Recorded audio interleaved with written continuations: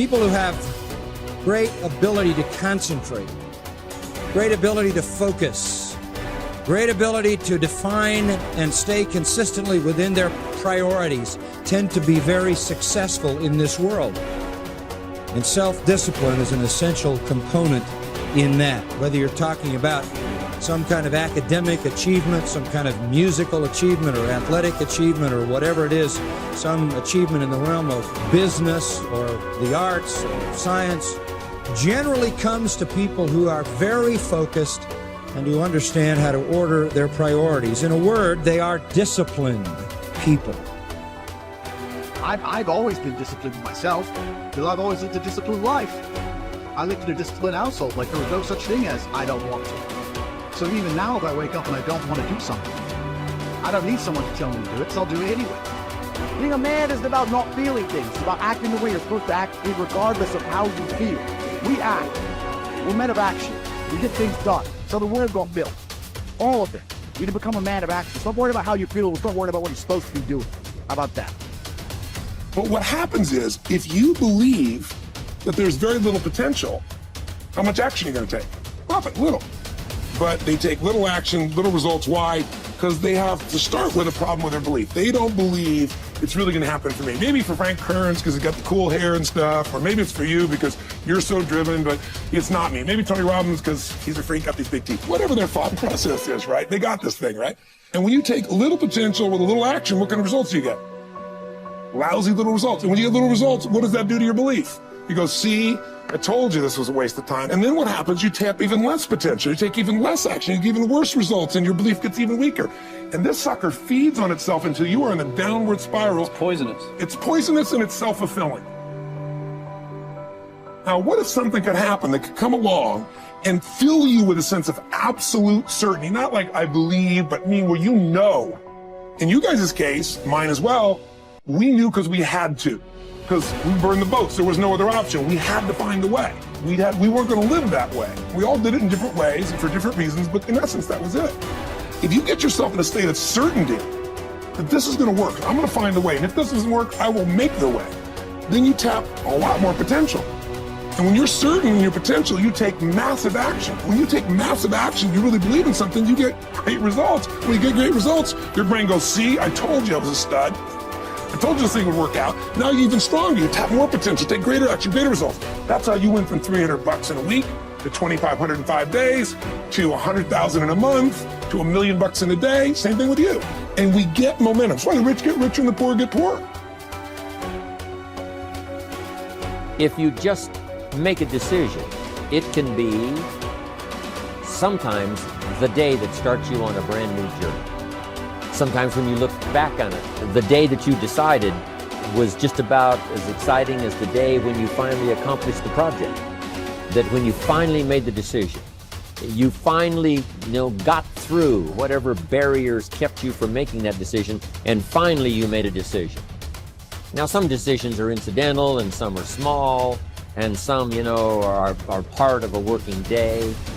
But sometimes decision-making can be one of the most important days of your life. Maybe a decision you postponed, and now you understand the penalty of postponing that decision. You've got to do something, and finally you come to the conclusion, today is the day. I now decide. And whether you decide on a new direction, whether you decide on a refinement in philosophy, whether you decide to act when before you haven't acted, you decide on a series of things that you're going to do, you decide. Deciding can be such an incredibly important, very exciting, inspirational day. So that can be an incredible source of inspiration. Now, if you don't follow through, it's not going to last all that long. If you decide and then, postpone and you decide but you still don't get to it for a week or a month or a year, soon all that energy and that source of inspiration is all dissipated. I believe that the single most important skill is the ability to make effective decisions, because everything comes from decision. You only get new results if you take new actions. You only take new actions if that decision comes first. In other words, decision is the father or mother of all action. But not all decisions are equally good, as we all know. And the quality of our life comes down to the quality of our decisions. You want action. Action means you have to make some decisions along the way. And decisions, most people are so afraid to make the wrong decision, they don't make any decision. That is what you really need to be afraid of, being stagnant. So, get up and go. That idea isn't going to execute itself. You have to do it, and you have to do it now. Don't wait anymore. Don't think anymore. Don't plan anymore. Don't contemplate anymore. Don't make any more excuses or justifications. Don't rationalize anything else. No. Take the risk. Take the gamble. Take action now. No complacency. By 66, Pompey had already earned the title Magnus, making him, in fact, and in name, Pompey the Great. He had reconquered Spain. He had served as Rome's consul not once but twice. He had defeated Spartacus in the Third Servile War. And now he was being sent to dispatch the Cilician pirates who terrorized the Mediterranean.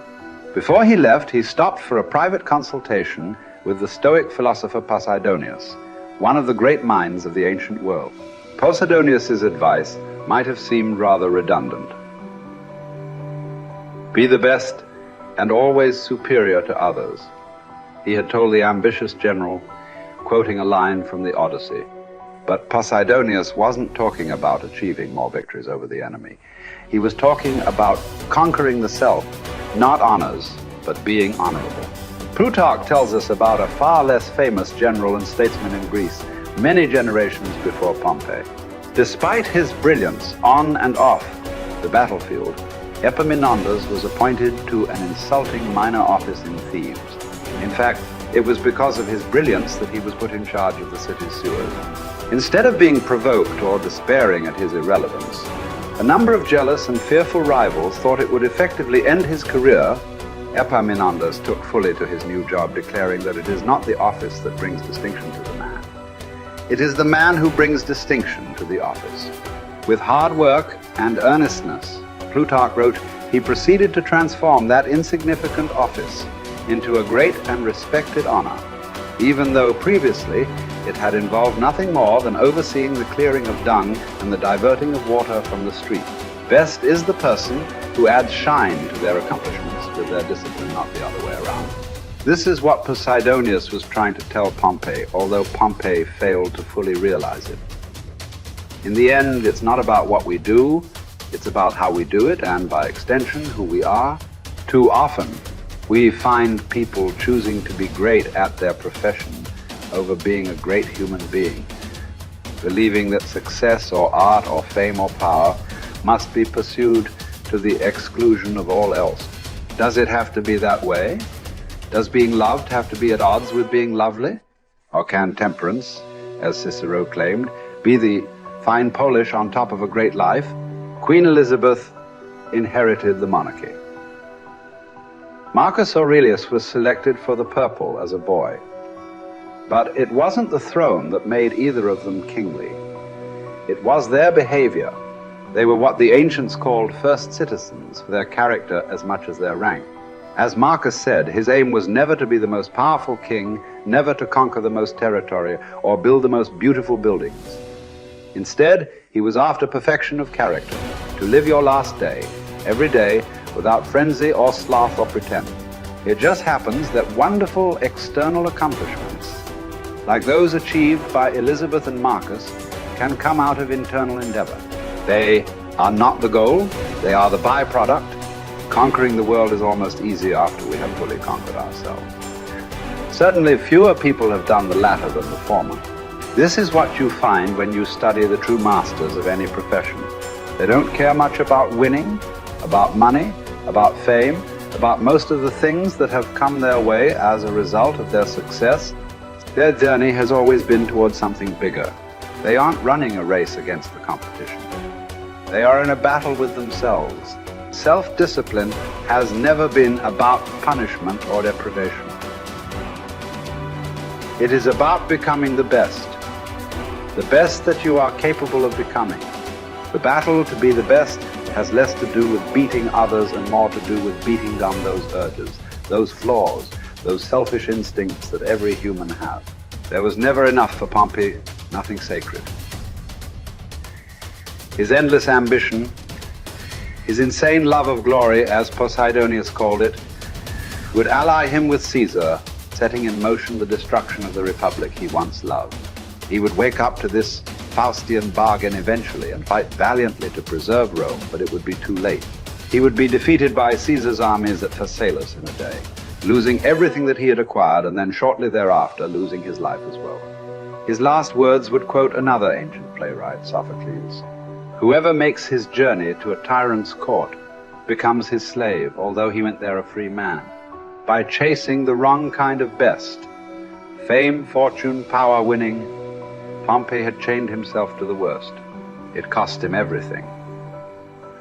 As it does for all of us, when we compromise, when we relax our discipline, when we make exceptions and do what is expedient instead of what we know is right. History is replete with great conquerors. There are far fewer generals who were great people. Talented writers, groundbreaking scientists, incredible athletes, bold entrepreneurs. All these types are rare. Rarer still, and all the more impressive, are those who manage to achieve these feats without losing control of themselves, without becoming slaves to their ambition, to their careers, to their urges. Who will you be? What race are you running? Who are you trying to beat? And is it for the best